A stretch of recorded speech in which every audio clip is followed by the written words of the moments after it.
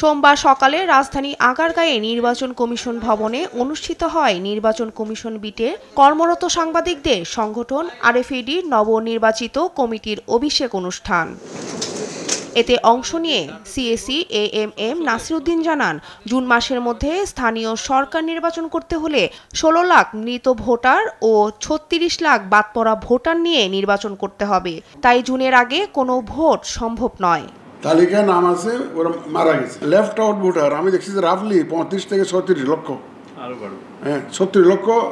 এরা ভোটার হওয়ার বয়স হয়েছে অনেক আগে, কিন্তু ভোটার হয় নাই। আবার নতুন ভোটার যেগুলো আমরা আইডেন্টিফাই করেছি তাও বলে ১৪-১৫ লক্ষ হবে। ২০ লক্ষ না, ২০ লক্ষ।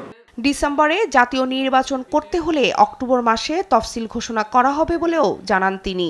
ইলেকশন ডেটের প্রায় অন্তত ২ মাস আগে শিডিউল ডিক্লেয়ার করা লাগে।